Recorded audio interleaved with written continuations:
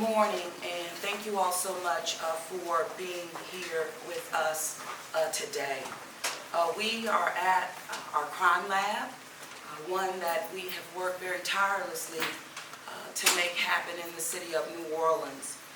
You all know better than me that the crime lab in our city was damaged and devastated after Hurricane Katrina in 2005.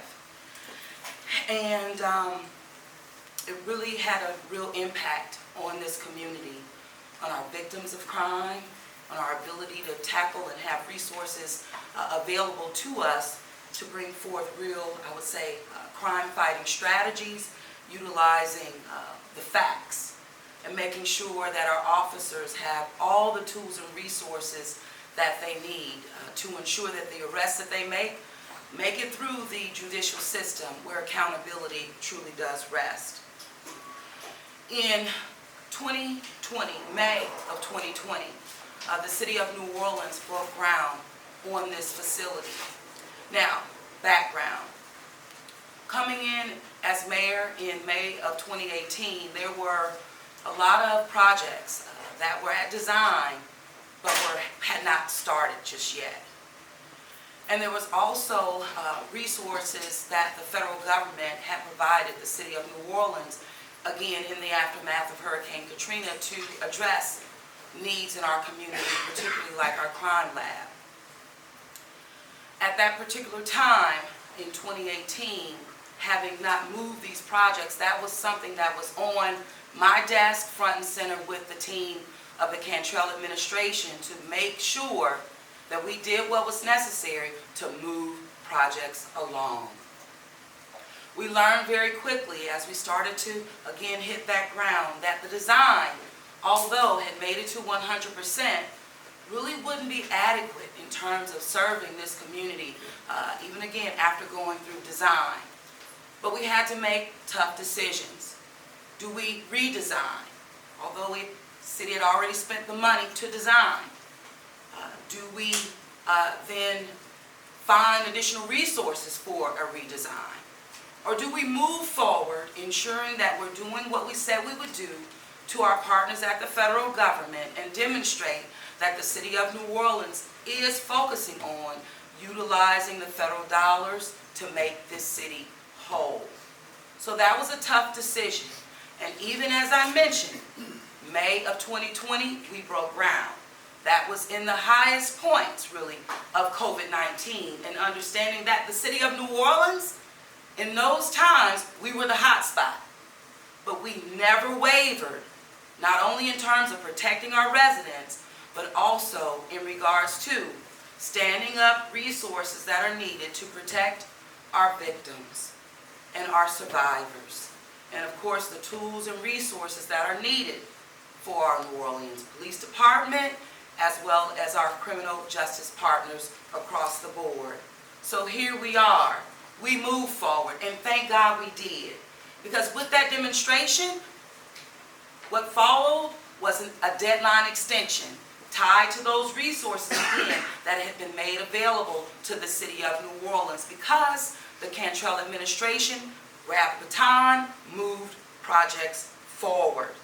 In addition to that, making sure that we did not waver, and ensuring that we hired the right leadership and bringing forward Dr. Kelley to run and lead this crime lab. And also understanding that we would have to put forth additional resources for a redesign. Again, not wavering in that. We made sure that with the redesign, I wanted to wait on Dr. Kelley to get here. Yes, because experience does matter. And someone who is tied to it and with a track record of getting things done, running a lab such as ours, but really building it for the 21st century. And one of the only cities in the United States of America that's doing this right now. But leaning on Dr. Kelley, I said, we are not going to redesign anything, again, without your focus, your experience, so that we can make sure that this city gets what she needs, but we do it right. We do it right. Not only that, leaning again even heavierly, I would say, with our Commissioner Stevens, focusing on getting the necessary resources so that we can not only make sure that we build back better, but that we again get the tools, equipment, and resources we need to outfit the space that we're in today. Partnerships, that's the only way that we can make things happen. Focusing on real solutions, that's the only thing that makes progress happening. And we didn't have to look far at all. We found it in our Congressman Troy Carter, who was with us. We found it in Senator Cassidy, who could not be here, but I had really the privilege and the honor to thank him personally on behalf of the city of New Orleans last month in D.C. But our partners are here, standing side by side. And the progress that we're going to make in our city is going to be, again, second to none.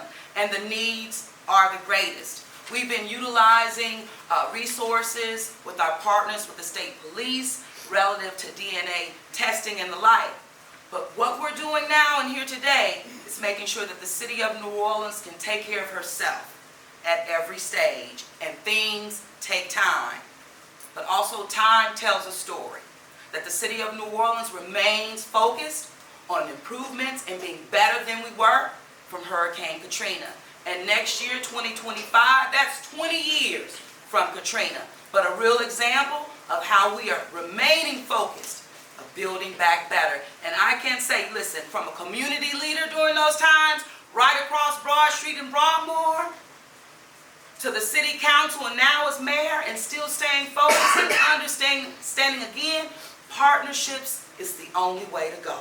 So with that, I'm going to turn it over to our congressman who understands the spirit of not only collaboration, but the resources that are needed to get the job done. Thank you, Congressman. And you also have our public safety partners standing with me. And we are also embracing what we know is a holistic approach to public safety. So not only resources for equipment for this DNA lab and our crime lab, but for programs to treat root causes, because we understand that it only takes a holistic approach. And that is exactly why we're seeing crime trends go down, and we're leading the country in that direction. So again, without further ado, Congressman Carter. Thank you so much. Thank you. Big round of applause for our mayor.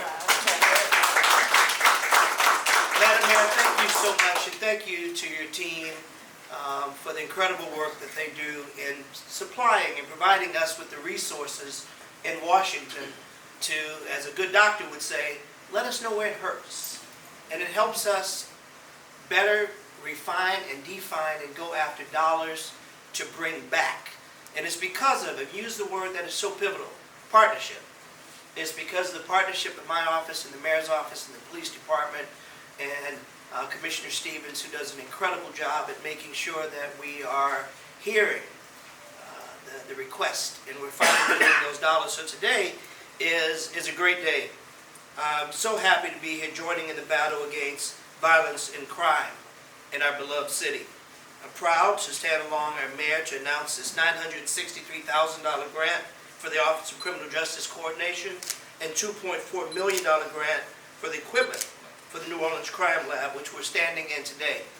I want to publicly thank Senator Cassidy for being my partner in the efforts to fight for and to bring these resources home.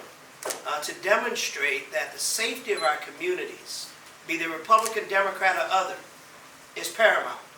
And we as federal leaders have a responsibility to lean in and to work with our local authorities who are on the ground, frontline troops, making sure that they're doing just that. We know technology moves fast. And in order for us to have good cases, as the mayor suggested, to make sure that we have cases that stick, that can make it all the way through the criminal justice system, we have to have the technology, we have to have the science, we have the ability to make sure that we're arresting and convicting the right people. We have to make sure that we're utilizing DNA and utilizing all of the tools in our arsenal to make sure that we make good cases and we keep bad people off the street while protecting those who are innocent and fighting for justice every single day.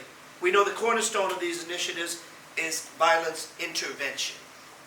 Because it's one thing to just lock up. That's not enough. We have to prevent. And we have to have the resources through this crime prevention, $963,000. That will give us the opportunity to work on preventive plans while we use the 2.4 to make sure that we have the science and the technology to make sure that we are doing the right thing at the right time, arresting the right people, and making sure that we're sending a message to criminals. Not in this city. Not in this state. We're not going to tolerate it. And we're going to continue to partner with our mayor, with our police chief, with our commissioner, with our members of the city council to make sure that every federal dollar that is within our reach, we will continue to fight to bring back to Louisiana, and in this case specifically to the city of New Orleans, to make sure that the full faith and credit of our federal dollars will be here to partner with the experts that are on the ground doing the hard work. And I want to give a shout out to our police chief and the men and women of NOPD who put it on the line every single day. So this is as much about them and giving them the tools to be able to do their jobs, to push back against crime, and to make our city safer. So I am proud to announce this nearly $4 million to a cause that's so significant, and that is making sure that we have all the tools necessary to keep our community safe.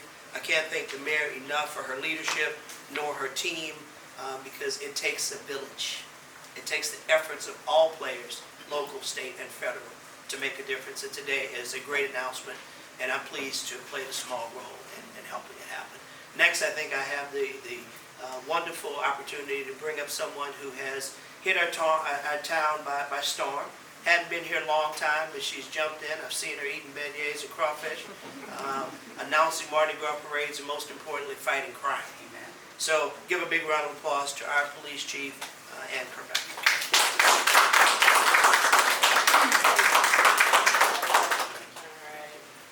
Let's do this properly here. Well, good afternoon, and thank you, Congressman, very much. Fighting crime takes more than just manpower. It takes special tools, equipment, and programs like violence intervention, which reach into the community and work on the root causes of violence and crime. And that's why these funds are so crucial. We are so grateful to Senator Bill Cassidy and Congressman Carter for their support and their efforts on behalf of the NOPD and the community in securing these funds. The NOPD will be spending $2.4 million from Senator Cassidy on forensic technology and equipment to remain current in all forensic disciplines and to outfit the new DNA lab under our crime lab director, Dr. Kelley. Since January of 2023, when Dr. Kelley arrived to head the crime lab, she has worked tirelessly to continue our various accreditations and help the NOPD's crime scene unit to achieve accreditation, and that's national accreditation, for the very first time. She is focused on seeking accreditation in drug chemistry and the DNA unit, as well as building that unit, all of which takes funding to accomplish. Before I turn it over to Dr. Kelley, I want to say a special thank you to our mayor. This mayor is a woman who gets things done, and she is a genuine partner. And through her leadership, you are witnessing action and not just talk. She is not kicking the can down the street anymore. I am so grateful for your leadership. I am so grateful for your partnership, and through you that we have all these partnerships of making things happen. Thank you, Madam Mayor. And now I'd like to turn it over to our leader of our crime lab, and that is Dr. Shamika Kelley. Dr. Kelley. Thank you so much, Chief, for the introduction. I really appreciate it. I also want to extend my gratitude to Mayor Cantrell. Thank you so much for your leadership. Again, thank you so much, Congressman Carter, as well as Commissioner Stevens. Thank you so much for everything that you've done in order to bring us here today. Specifically, I also want to thank Senator Bill Cassidy for the $2.4 million, and this will outfit the crime laboratory for equipment that's going to be leading edge.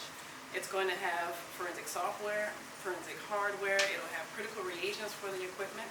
We'll also be developing our CODIS division within the DNA unit, so this is very, very important. Since my appointment, we've made notable strides toward DNA accreditation, so what we've done is procedure development. These individuals behind me have been creating procedures from scratch, which takes time and it takes effort, and I thank y'all for the hard work that you do every single day. We've been able to create workstations, so setting up where we will do the work within the DNA unit.